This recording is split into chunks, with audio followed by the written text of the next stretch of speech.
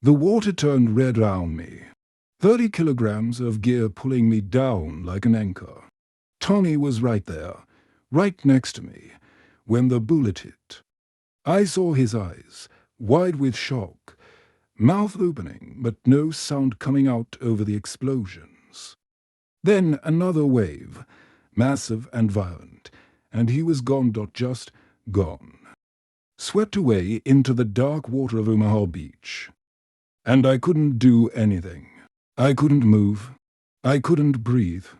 All I could do was watch as my best friend disappeared into the chaos of June 6th, 1944. But let me back up. Because you need to understand how we got there. You need to understand who we were before that morning changed everything. My name is Robert James Mitchell. Most people call me Bobby. I'm 98 years old now, and for 70 years I couldn't talk about what happened on that beach. Couldn't even think about it without my hands shaking so bad I had to sit down.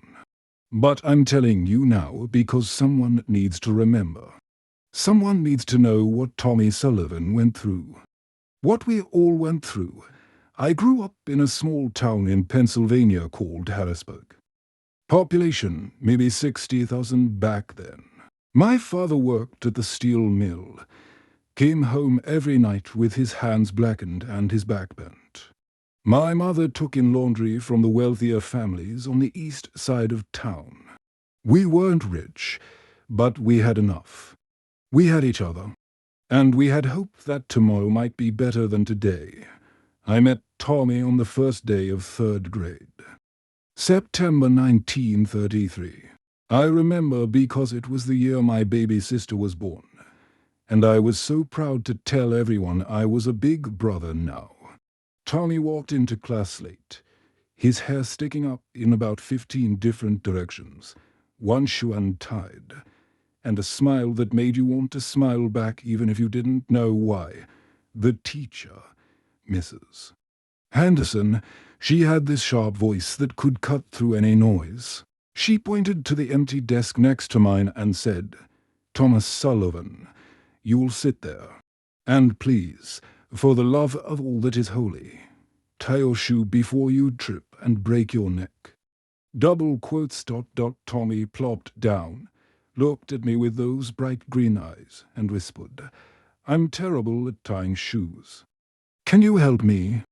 That's how it started, a shoe. A simple request. And from that day forward, we were inseparable. We did everything together. Played baseball in the empty lot behind the church.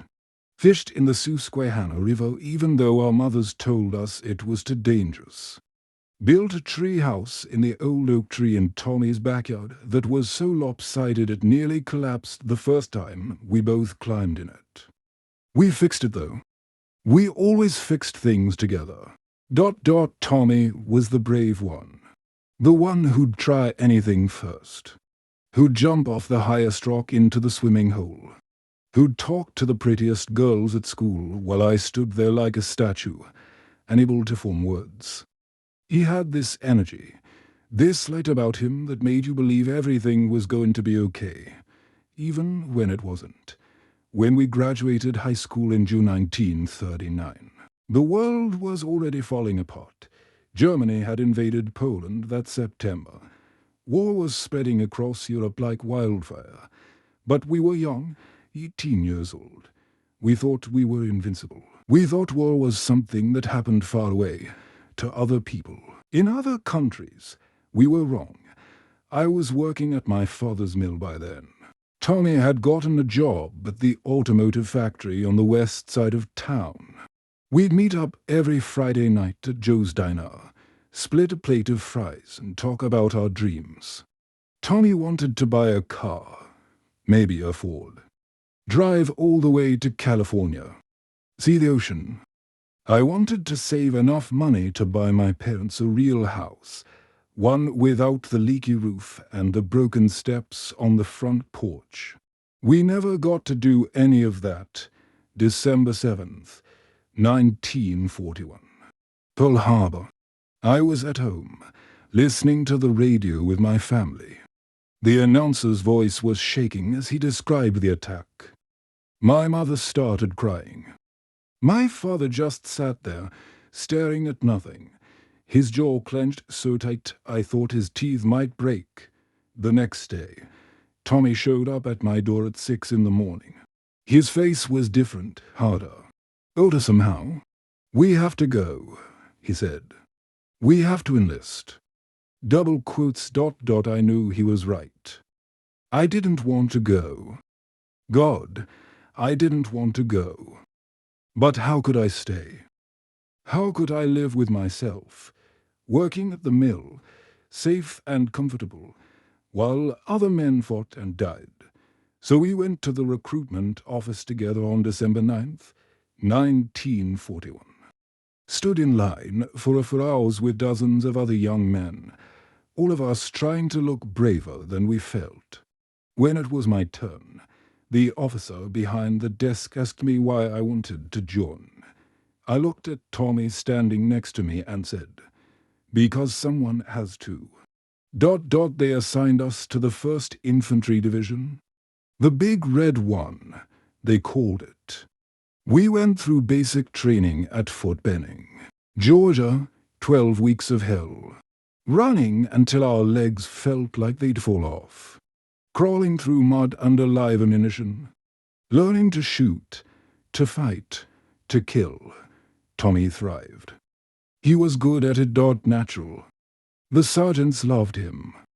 He could disassemble and reassemble an M1 Garand rifle faster than anyone in our unit. Could hit targets at ranges that seemed impossible. But it was more than that. Tommy had this way of keeping everyone's spirits up. When guys were ready to quit, ready to break down crying, Tommy would crack a joke or start singing some ridiculous song, and suddenly we'd all remember why we were doing this.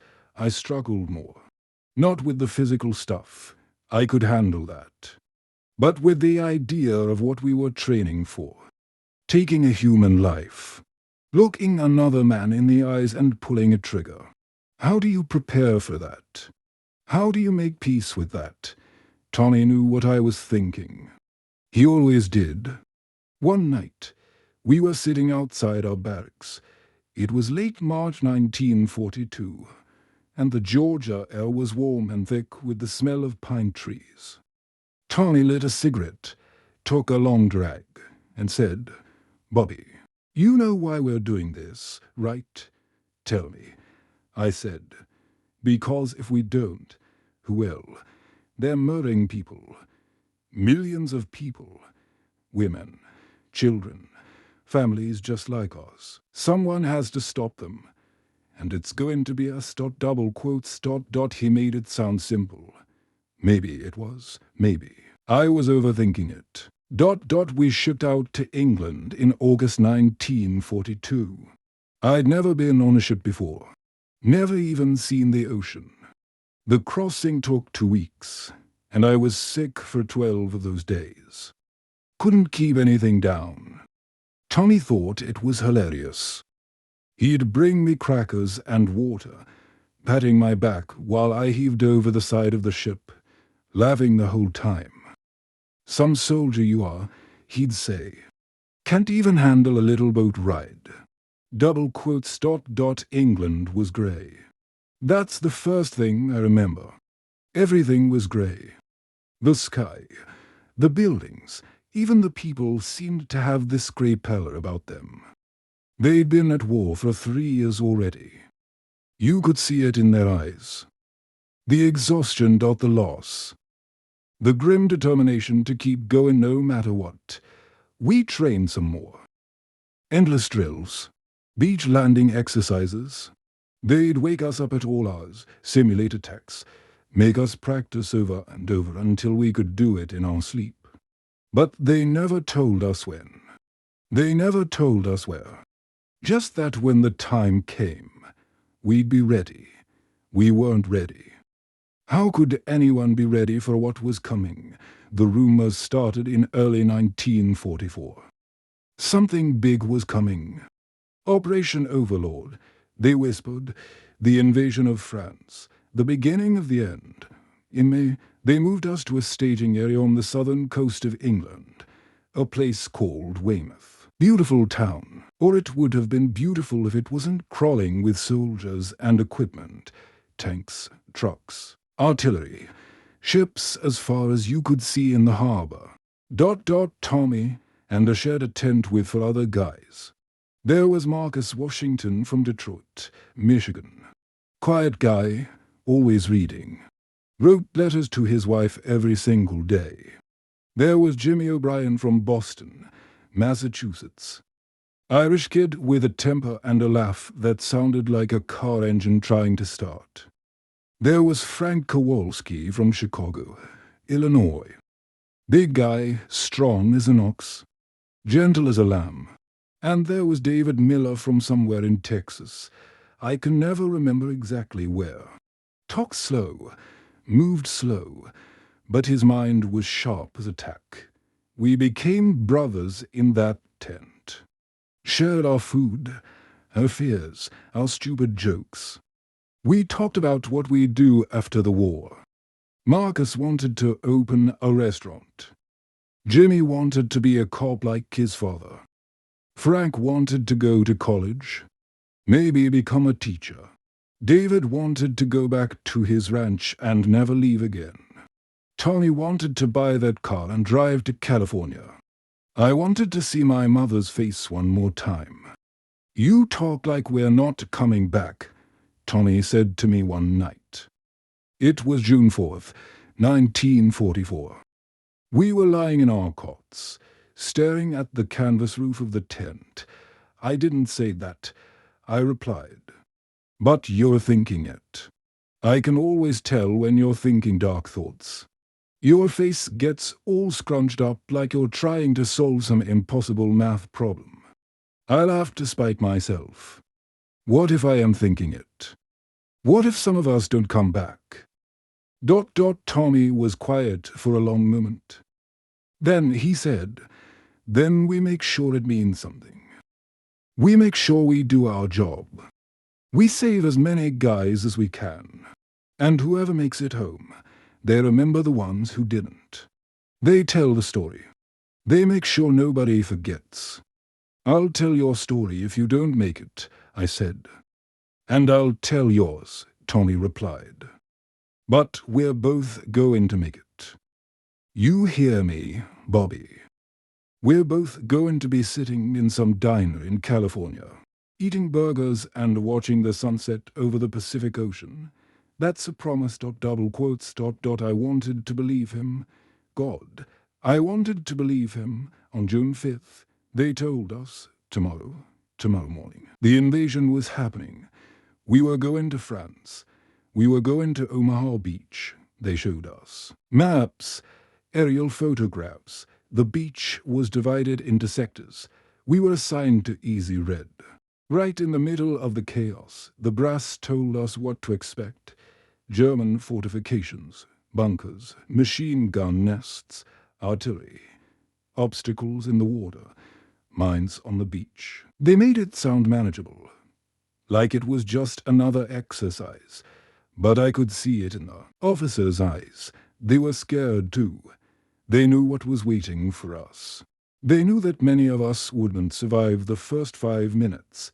That night, nobody slept. We checked our gear 100 times, cleaned our rifles, wrote letters home that we hoped we'd never need to send. Marcus wrote to his wife. Jimmy wrote to his mother. Frank wrote to his little sister. David wrote to his father. Tommy wrote to his parents and his younger brother. I couldn't write anything. Every time I tried, the words wouldn't come. What do you say? How do you tell someone you love that you might die tomorrow? That the next time they hear your name, it might be from a man in uniform standing at their door with a telegram. Tommy noticed. He put his hand on my shoulder and said, "It's okay, Bobby. They know. Your family knows you love them. You don't need to write it down." Around midnight, a chaplain came through the camp. He offered to hear confessions, to pray with anyone who wanted it. I wasn't particularly religious, but I went anyway. Knelt in that small tent and tried to find words to say to God. All I could manage was, please. Please let me be brave enough. Please let me do what needs to be done. Please let Tommy be okay. Double quote stop dot. I don't know if God heard me. I don't know if he was listening that night. At 0300 hours on June 6th, 1944, they woke us up. Time to move. We gathered our gear. 30 kilograms each. Rifle, ammunition, grenades, rations, water, first aid kit, entrenching, tool, gas mask, extra socks, every item essential, every item heavy. We marched to the harbor in the darkness. Thousands of us. The sound of boots on pavement. The clink of metal. The breathing. The whispered prayers. The ships were waiting. Landing craft. Higgins boats, they called them. Small, flat-bottomed vessels designed to carry about 36 men right up to the beach. The front would drop down, and we'd run out into whatever hell was waiting for us. Tommy and I made sure we got on the same boat. We weren't supposed to. They tried to split up friends, said it was better from RAL if groups were mixed. But we pushed our way through until we were side by side. No way we were separating now. The boat ride was long. Longer than it should have been. The channel was rough that day. Waves tossing the small craft round like toys. Men were getting sick. Tommy wasn't joking this time. He was pale, gripping his rifle so tight his knuckles were white. I'd never seen him scared before. It terrified me more than anything else. Remember California, I said to him. Remember the promise. He looked at me and tried to smile. It didn't reach his eyes. California, he repeated. Burgers and sunsets. Double quotes. As dawn broke. We could see it. The coast of France, Omaha beach, from a distance. It looked almost peaceful.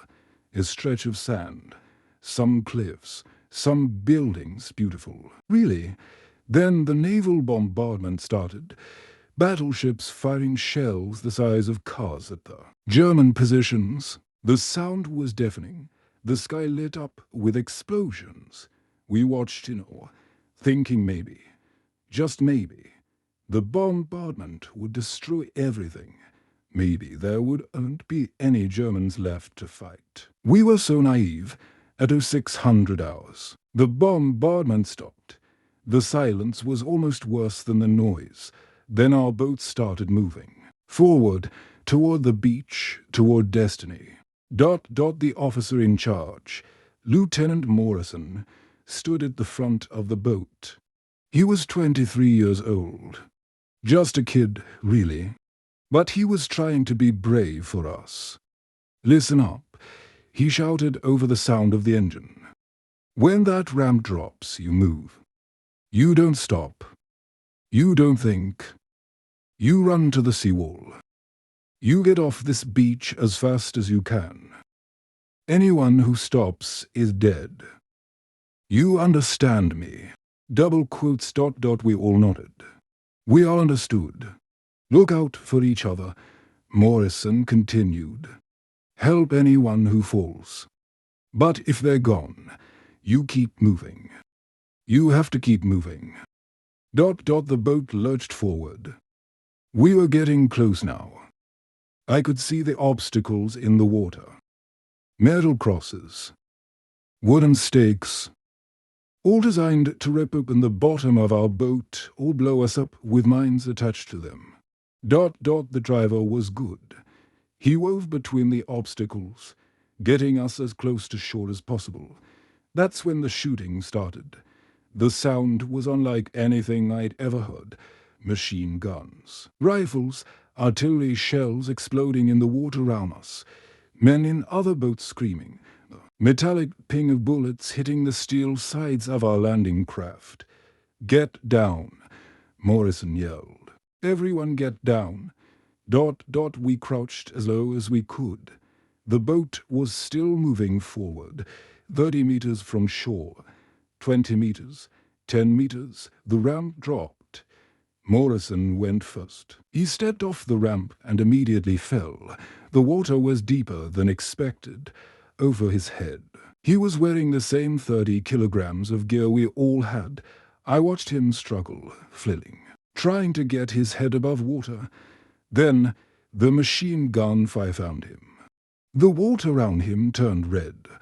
Go, go, go. Someone behind me was screaming. Tommy grabbed my arm. "Together," he said. "We go together." ... We jumped. The cold water hit me like a physical blow. It was up to my chest. The weight of the gear pulling me down. My boots barely touching the bottom. The current was strong, trying to drag me back out to sea, and the bullets. Oh God, the bullets. They were everywhere, slapping into the water like deadly rain. I could hear them whizzing past my head. Could hear the wet thud of them hitting flesh. Men round me were falling, crying out, disappearing beneath the water. Tommy was still next to me. We were pushing forward, trying to run, but the water was too deep. It was like trying to run in a nightmare where your legs won't work properly. "Keep moving," Tommy shouted. "Don't stop." ... The water was getting shallower, waist deep, knee deep. We were almost to the beach, almost to cover.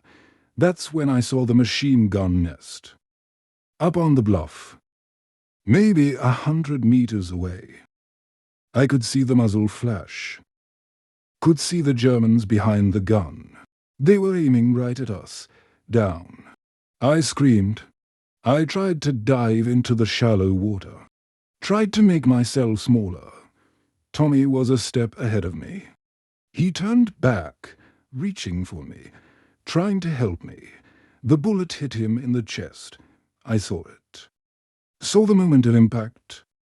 Saw his body jerk backward. Saw his eyes go wide with shock. His mouth opened. He tried to say something. My name, maybe. Or maybe just a sound, a gasp, a realization that this was it. Then the wave hit. One of those massive, violent waves that had been tossing our boat round. It picked Tommy up, his body limp now, the weight of his gear pulling him down. I lunged for him, got my hand round his arm, tried to hold on, but the water was too strong. The gear was too heavy. His arm slipped through my fingers like sand. Tommy. I screamed. I tried to go after him, tried to swim, but my own gear was pulling me down. I couldn't breathe, couldn't see. The water was in my mouth, my nose, my eyes. Someone grabbed me. Frank. Big Frank Kowalski. He pulled me up, dragged me forward toward the beach. He's gone. Frank was yelling. You can't help him. He's gone. But I kept looking back, kept searching the water for any sign of Tommy. A hand, his helmet, anything. There was nothing, just red water and chaos and death. Frank dragged me to the seawall, a small concrete barrier that ran along the edge of the beach. It provided cover from the machine, guns, but not from the artillery. Shells were falling all round us, geysers of sand and shrapnel erupting into the air. I collapsed behind the wall. Couldn't move, couldn't think. Tommy's face was burned into my mind. Those wide eyes, the shock, the realization. Bobby. Frank was shaking me. Bobby, snap out of it. We're not done. We have to keep moving. But how could I move? How could I do anything? Tommy was gone. My best friend. The brave one. The one who was supposed to make it. The one who promised we'd see California together. Round me, men were screaming. Medics were trying to help the wounded, but there were too many. Bodies everywhere. In the water. On the beach. Blood mixing with sand and seawater. I looked down the beach. Our landing craft had held 36 men. I could see maybe 12 of us behind the seal. The rest were dead or dying or lost in the water like Tommy. Lieutenant Morrison was gone. Shot as soon as he stepped off the ramp. Sergeant Davis had made it to the wall, but was bleeding from a wound in his leg. Jimmy O'Brien was there, his face covered in sand and someone else's blood. David Miller was there, helping a wounded man I didn't recognize. Marcus Washington was there, methodically loading his rifle like he was at the range back in training. But Tommy was gone. We couldn't stay at the seawall. The Germans knew we'd be there. They had the entire beach pre-sighted with mortars and artillery. Shells were falling with methodical precision every few seconds. Another explosion, another spray of sand and metal, another man dead or maimed. Sergeant Davis, blood soaking through his pants leg, crawled over to us. "We have to move up."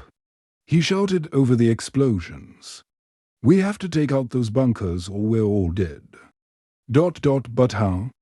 The bluff was steep, covered with wire and mines. And the Germans had a clear line of fire on anyone who tried to climb. The draw. Marcus pointed to a small ravine cutting through the bluff. "We can use the draw. It's the only way. The draw. A narrow passage between the cliffs. It was supposed to be our route off the beach, but intelligence had said the Germans would defend it heavily. Anyone going through there would be walking into a kill zone. Davis replied.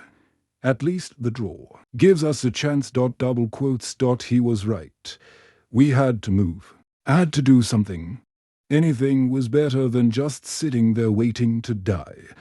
Davis organized what was left of our unit. Maybe 40 men. We gathered at the entrance to the draw. The machine gun fire from the bluff was constant. We had to time our run. Wait for a lull. Even a few seconds would help, and my mark. Davis yelled. He pulled a smoke grenade from his belt. Pulled the pin. Threw it toward the German positions. Purple smoke began to billow out, obscuring their view. Now. Go.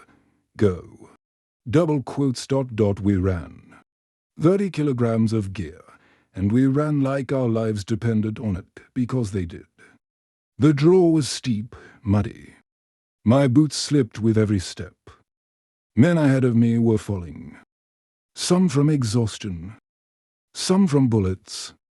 I couldn't tell which anymore. Frank was behind me. His breathing loud and labored. Keep going. Bobby, don't stop. A mine exploded 20 meters to my left. The concussion knocked me sideways. My ears were ringing. Couldn't hear anything but a high-pitched whine. I looked back and saw Frank on the ground. For a horrible moment I thought he was dead. Then he moved, pushed himself up, kept running. We made it halfway up the draw when the machine gun opened up. Different gun, different angle. They'd been waiting for us to get exactly there. Men fell like dominoes. I dove behind a small outcropping of rock. Jimmy and Marcus landed next to me. Where's it coming? From? Jimmy screamed. Marcus pointed. There. Bunker at 10 o'clock. I could barely see it. Camouflaged. Hidden in the hillside.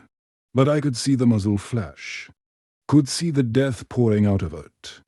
We need to take it out. Marcus said, How? I asked. It seemed impossible. The bunker was 50 meters away, uphill. No cover between us and it. Grenades, Marcus said. If we can get close enough. Double quotes ... Sergeant Davis crawled over to us. His leg was worse now. He'd lost a lot of blood. His face was pale. I'll draw their fire, he said. You three get round the side. Flank them. Sarge, you can barely walk, I protested. That's why I'm the distraction, he said with a grim smile. I'm not making it off this beach anyway. Might as well make it count. ... Before we could argue, he was moving. Limping out from behind cover. Firing his rifle at the bunker. Screaming at the top of his lungs, the Germans took the bait. Turned their gun toward him. Sergeant Davis didn't have a chance. The bullets cut him down in seconds, but it worked. Marcus, Jimmy, and I sprinted to the right, using the moment of distraction to gain ground. We got within 20 meters of the bunker. Close enough. Marcus pulled a grenade, cook it. He yelled. He pulled the pin, held it for 1 second, 2 seconds, threw it. The grenade arced through the air, disappeared into the bunker's firing slit.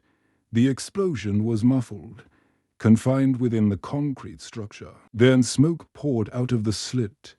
The machine gun fell silent. We'd done it. 1 bunker down. Only about 40 more to go. The battle raged all day. Hours that felt like years. We took one. Position, then another. Inch by bloody inch we pushed forward. The Germans fought hard. They'd been preparing for this invasion for years. Had built their fortifications well. But we had numbers. And we had determination. And we had the memory of everyone who died on that beach pushing us forward. By late afternoon, we'd secured a small section of the bluff. Engineers were coming up behind us, clearing mines, marking safe paths. More men were landing. The beach was still chaos, but it was organized chaos now. We were gaining a foothold. I found Frank that evening. He was sitting against a destroyed German bunker, smoking a cigarette he'd found on a dead German soldier. You okay? I asked. He shrugged. I'm alive. That's more than a lot of guys can say. Double quotes ... We sat in silence for a while, watching the sun start to set over the channel. In different circumstances, it would have been beautiful. The orange and pink sky reflecting off the water. Peaceful. But all I could see was the bodies. On the beach below us. In the water. Hundreds. Maybe thousands. Young men who'd woken up that morning full of hope and fear and are now just gone. You see what happened to Tommy? Frank asked quietly. I nodded. Couldn't speak. The image was too fresh. Too raw. He was a good man, Frank said. One of the best. He promised we'd make it to California together, I said. My voice cracked. He promised. ... Frank put his arm round my shoulders. Then you'll have to go for both of you. See that ocean. Watch that sunset. Remember him. ... The fighting on Omaha Beach lasted 3 days before we were relieved. 3 days of constant combat. 3 days without real sleep. 3 days of watching men die in ways I never imagined possible. On June 9th, they pulled our unit back to arrest Aryan land. We'd started with 180 men. We came back with 73. More than half of us gone. Dead or wounded or missing. ... Tommy was officially listed as missing in action. They couldn't find his body. The tide had taken him, swept him out to sea or buried him in the sand. I held on to hope for a while. Maybe he'd survived. Maybe he'd washed up on shore somewhere. Maybe he was in a hospital, wounded but alive. But I knew the truth. I'd seen him get hit. Seen his eyes? Seen him slip away into that dark water. Tommy Sullivan died on June 6, 1944, at approximately 06:30 hours. He was 22 years old. He never got to buy that car, never got to see California, never got to do any of the things he dreamed about. The war continued. We fought through France, through Belgium, into Germany. I went through the motions, did my job, fired my rifle, followed orders, but part of me stayed on that beach. Part of me was still in that water, reaching for a Tommy's arm, feeling him slip away. Marcus Washington died in August near St. Louis. Took shrapnel from an artillery shell. He bled out before the medics could get to him. I still have the last letter he wrote to his wife. He never got to mail it. I sent it to her after the war along with his personal effects. Jimmy O'Brien made it all the way to Germany. Survived the Battle of the Bulge. Survived everything. Then stepped on a mine 3 weeks before the war ended. Lost both legs. Last I heard, he was living in Boston, working at his father's pub. Never married. Never got over what he saw. David Miller went home to Texas after the war. Seemed okay for a while. Then one day in 1948, he walked out into his ranch, put a gun in his mouth, and pulled the trigger. His father found him. They said it was an accident while cleaning his rifle. But we all knew. The war kills you in different ways. Sometimes it just takes longer. Frank Kowalski did become a teacher like he wanted. Taught history at a high school in Chicago for 30 years. We kept in touch through letters. He came to visit me once in 1967. We spent 3 days together, 2 old men, talking about everything except the war. On his last night there, after a few too many drinks, he finally brought it up. "Do you still see them?" he asked. "The faces. ... double quotes every night." I said, "Me too." He said, "Every single night, ... double quotes, ... Frank died in 1992. Heart attack." His daughter called to tell me. She said he was smiling when they found him. Said maybe he'd finally found some peace. I came home to Pennsylvania in December 1945. My mother was waiting at the train station. She'd gotten older, thinner, more grey hair, but her smile was the same. She hugged me and didn't let go for a full minute. My father shook my hand, looked me in the eyes, didn't say anything, didn't need to. We both knew I wasn't the same person who'd left. That first night home, I went to Tommy's house.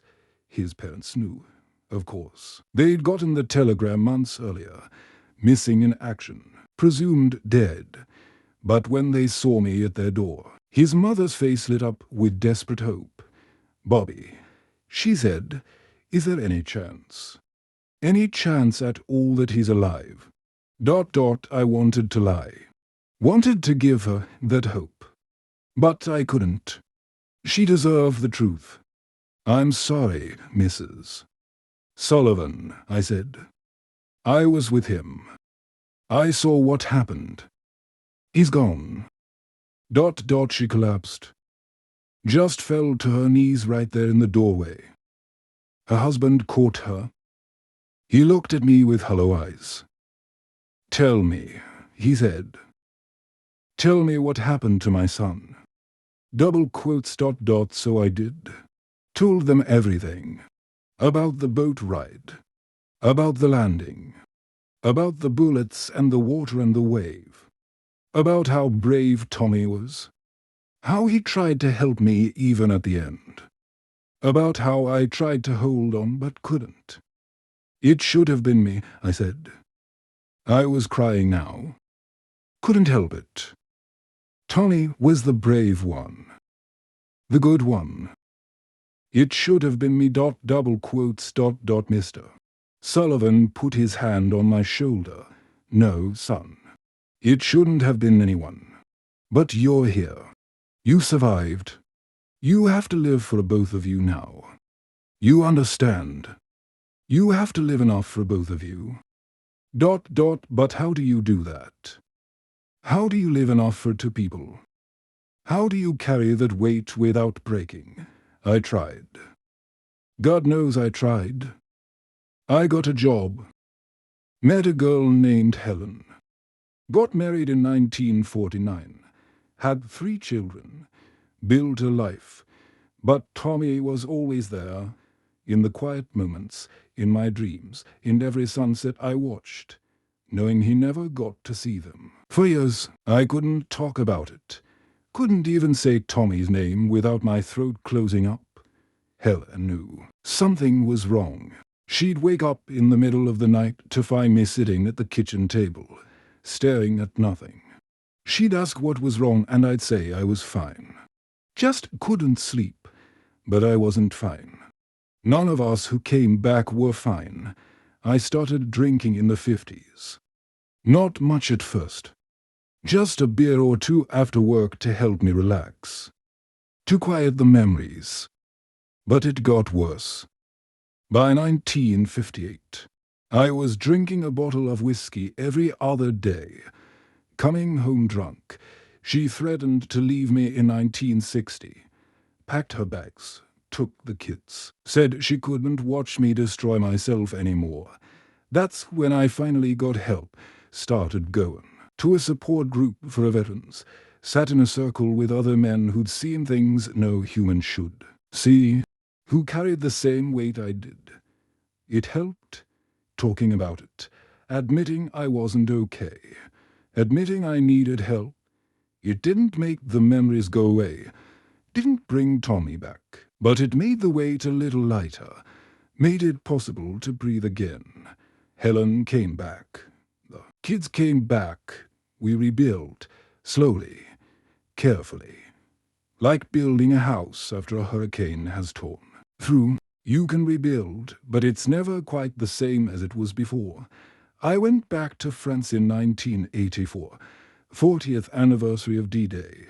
They had a big ceremony on Omaha Beach. Thousands of veterans, crowds of people thanking us, calling us heroes. I didn't feel like a hero. Heroes are the ones who didn't come back. Heroes are Tommy and Marcus and Sergeant Davis. Heroes are the men who sacrificed everything. I walked on that beach, looked at the water. It was Combat Day. Beautiful. Hard to believe it was the same place where so many died. I walked to where I thought we'd landed. Tried to pinpoint the exact spot. But 40 years changes things. The beach had shifted.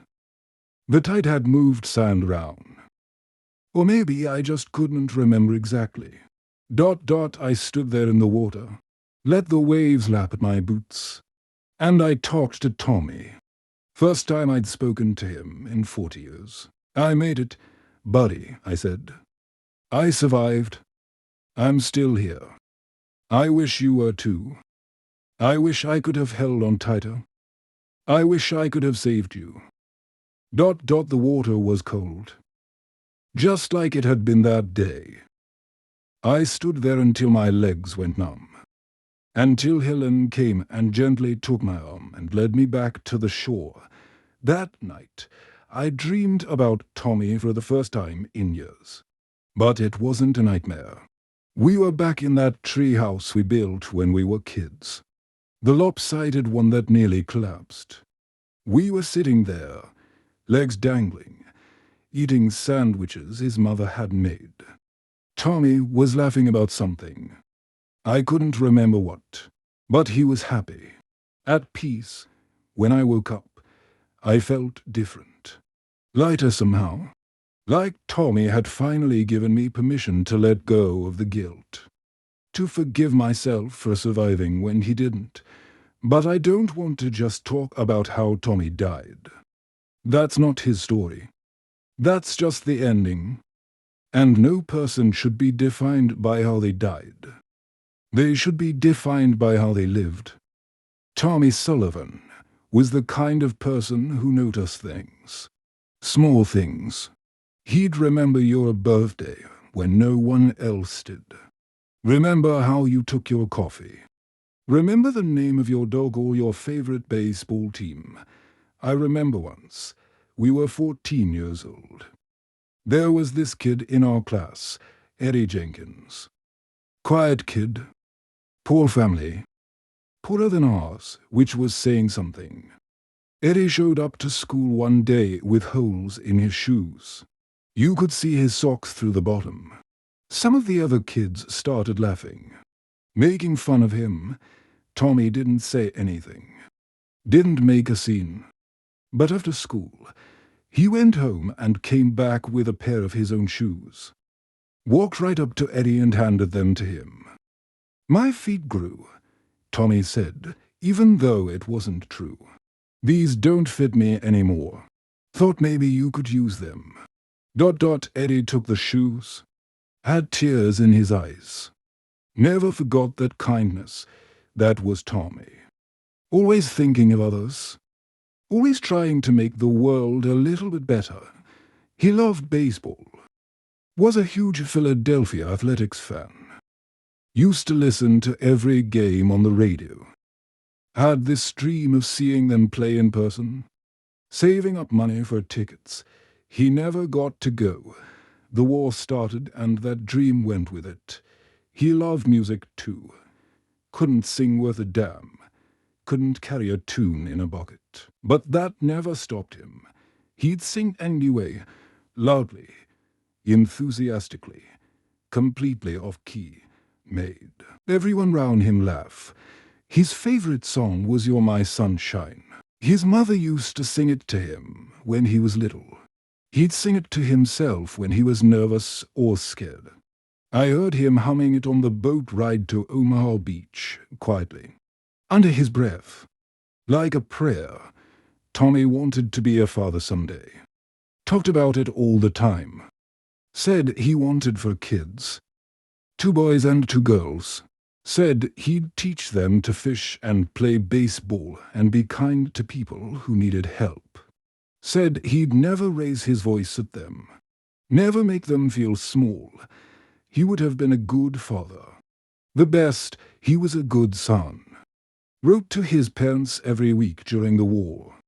Never missed a week. Even when we were in combat, even when we were exhausted and scared, Tommy would find time to write. Just a few lines.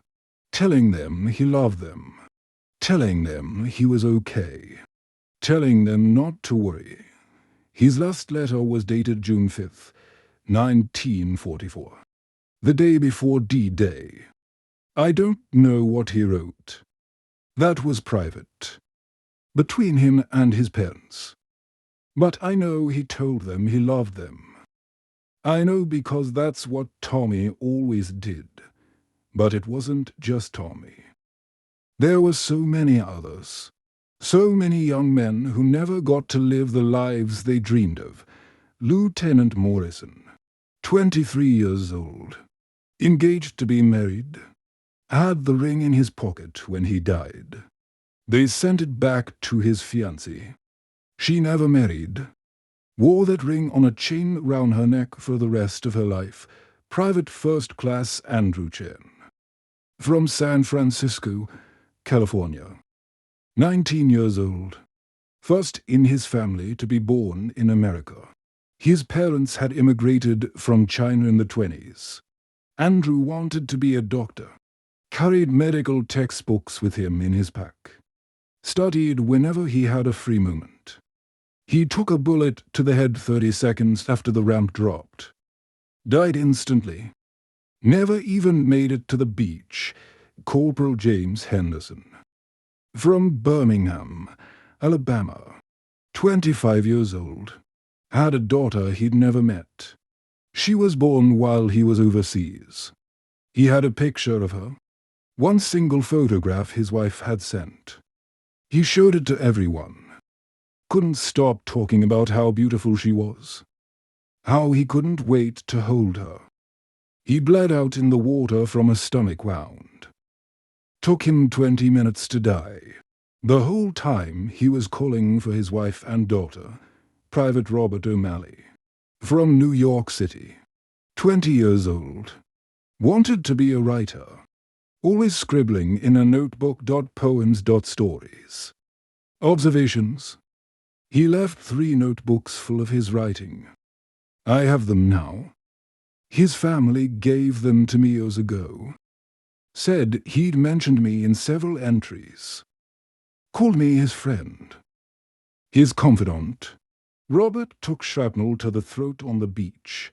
Couldn't speak. Couldn't breathe. I held his hand while he died. Watched the light leave his eyes. These weren't just numbers. Weren't just casualties. They were people. Sons, brothers, husbands, fathers, friends, each one. With dreams and hopes and futures that were stolen from them on that beach. The official count from Omaha Beach is round 2,400 American casualties on D-Day. But that number doesn't capture the reality, doesn't capture the weight of each individual loss, doesn't capture the mothers who never saw, their sons again, the children who grew up without fathers, the wives who became widows, the futures that were erased in a single moment. Why did I survive when they didn't? That's the question that haunted me for decades. Still haunts me if I'm being honest. I wasn't braver than Tommy. Wasn't smarter than Marcus. Wasn't stronger than Frank. I wasn't special. I wasn't chosen by God or fate or luck. I was just there. In the right place at the right time. Or the wrong place at the wrong time, depending on how you look at it. Bullets are random. Artillery shells don't care who you are, don't care about your dreams or your family or your potential. They just explode and whoever is nearby dies. It's that simple, that meaningless. For years I felt guilty for every moment of happiness, every laugh, every meal, every sunset, every time I held my wife, every time I watched my children play.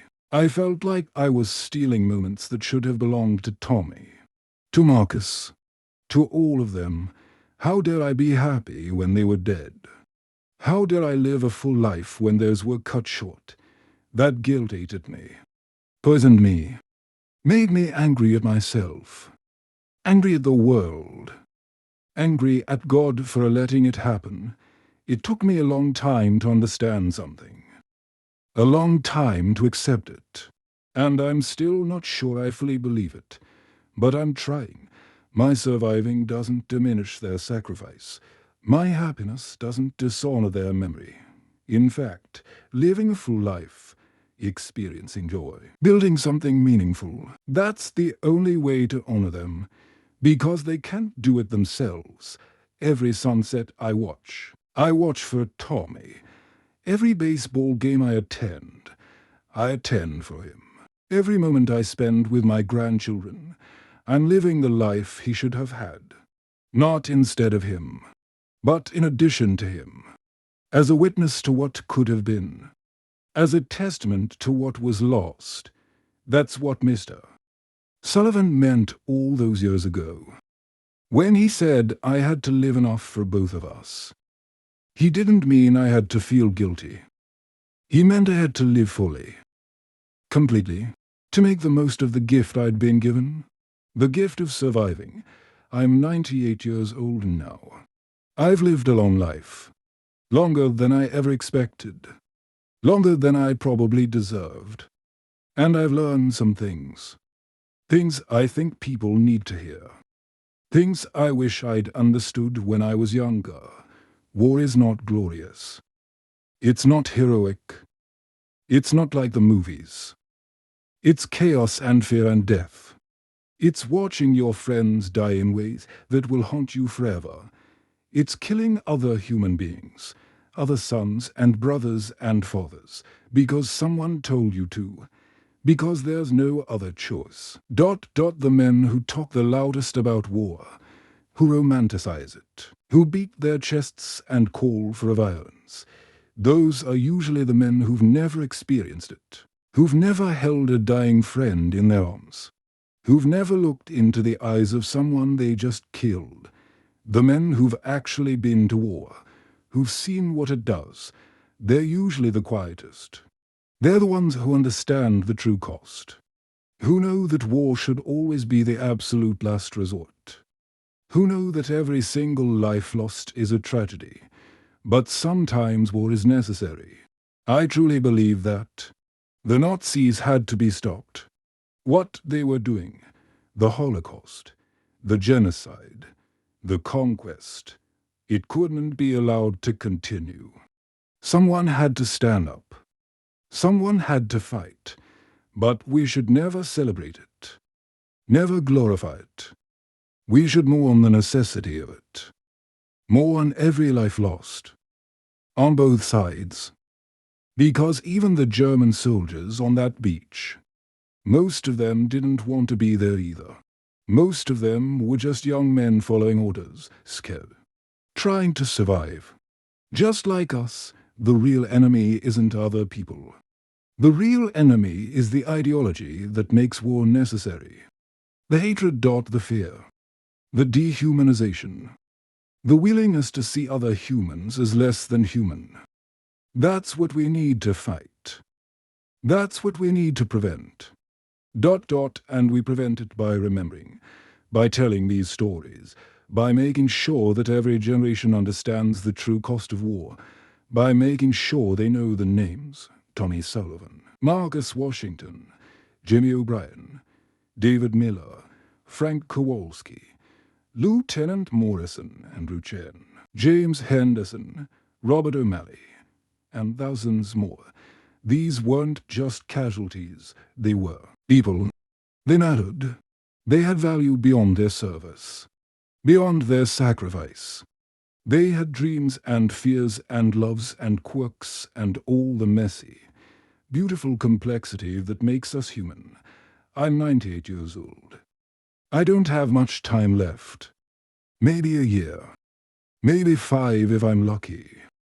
But before I go, I need to fulfill that promise. The one Tommy made me make on the boat. The one about California. Last year, my daughter drove me to the coast, to California. We went to Santa Monica, stood on the pier and watched the sun set over the Pacific Ocean. It was beautiful. More beautiful than I'd imagined. The sky turned orange and pink and purple. The water sparkled like it was covered in diamonds. Seagulls flew overhead. Families walked along the beach. Children played in the sand.